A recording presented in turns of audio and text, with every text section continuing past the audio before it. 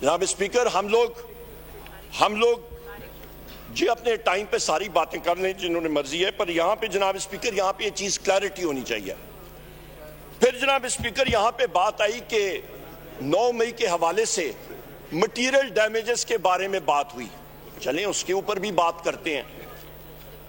تو جس وقت بے نظیر بھٹو صاحبہ کا انتقال ہوا اور جو بم بلاسٹ ہوا اور شوٹنگ اٹیمپٹ ہوئی، میری بات تو سن لیں بھائی میری بات یا کمپلیٹ کرے تو آپ سن لیں گے بات جی بھائی، میری بات آپ سن لیں تو پٹیل صاحب نو کراس ٹاک، آپ جب میری بات کمپلیٹ ہوگی، جس بم بلاسٹ کی وجہ سے ان کو شہید کیا گیا تھا جناب اسپیکر، اس وقت جناب اسپیکر میں آپ کو یہ بات کلیئر کر دوں کہ جو پورے ملک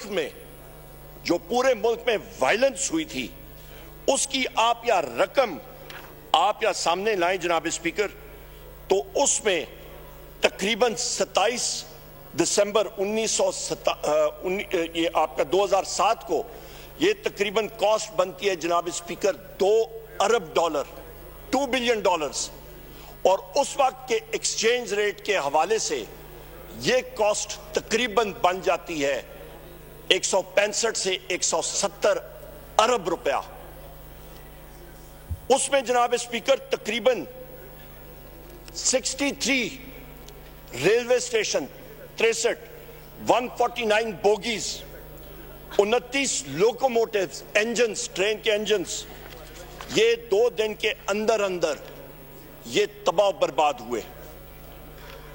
اور جناب اسپیکر کراچی کی یا میں بات کروں صرف کراچی کی، تو جناب اسپیکر کراچی میں $1 ارب کا ان 4-5 دنوں میں نقصان ہوا تھا کراچی کے شہر میں، اور اس وقت کا ایکسچینج ریٹ آپ لگائیں تو $1 ارب صرف کراچی کی ہم لوگ بات کر رہے ہیں۔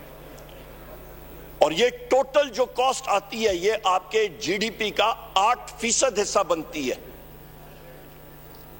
جناب اسپیکر میں اس ہاؤس سے اور آپ سے پوچھنا چاہتا ہوں، کتنے لوگ اریسٹ ہوئے، کتنی انکوائریز بنی، کتنے لوگوں کو جیل میں ڈالا گیا، کتنے لوگوں کو سزائیں ہوئیں، کون سی جوڈیشل انکوائری بنی، کوئی چیز ہوئی؟ $2 ارب، 160-170 ارب روپے کا نقصان ہوا، پر کوئی اس کے اوپر ایکشن نہیں ہوا، اور پھر الزام ہم پہ لگتا ہے۔ یہاں پہ تو جناب اسپیکر اس پہ بھی میں آتا ہوں، پیرس میں جہاں پہ جمہوریت، وہاں پہ کہتے ہیں ہم لوگ جمہوری ملک ہیں، وہاں پہ 8 جولائی 2023 کو وہاں پہ رائٹس ہوئے، دنگا فساد ہوا۔ فرینچ بزنسز کا یہ فگر میں آپ کو دے رہا ہوں، $1.1 ارب جو ہے فرانس میں یہ نقصان ہوا۔ جناب اسپیکر یہ فیکٹس میں آپ کے سامنے رکھ رہا ہوں۔ یہاں پہ تو جناب اسپیکر میں یہاں پہ کلیئر کٹ کر دوں کہ 9 مئی ایک بہانہ تھا، وزیر اعظم عمران خان نشانہ تھا۔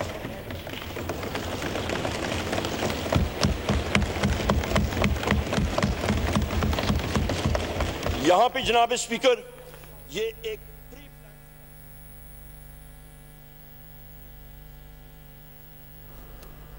کے خلاف تشدد کیا گیا، جس کے خلاف یہ سارا آپریشن کیا گیا، وکٹمز ہم لوگ ہیں۔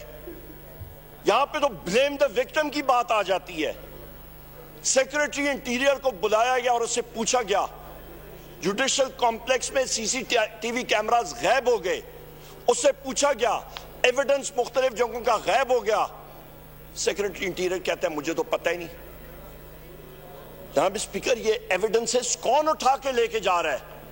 سپریشن آف ایویڈنس، جو آپ کا ثبوت غائب کرنا، یہ تو قانون کی خلاف ورزی ہے اور جرم ہے، اور یہ پی پی سی کے تحت obstruction of justice ہے، اور اس کے خلاف ان اشخاص کے اوپر ٹرائل ہوتا ہے اور وہ جیل میں جاتے ہیں۔ یہاں پہ میں یہ بھی کہتا چلوں جناب اسپیکر، بلیک ڈیز کے بارے میں بات آتی ہے۔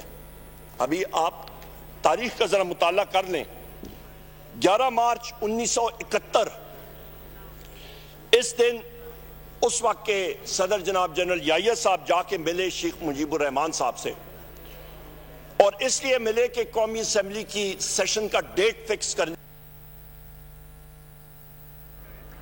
कौमी असेंबली का इजलास इस वक्त जारी है और अपोजिशन लीडर उमर अयूब इजहार ख्याल कर रहे हैं। इस वक्त आप देख सकते हैं कौमी असेंबली का ये इजलास जारी है और अपोजिशन लीडर उमर अयूब इजहार ख्याल कर रहे हैं।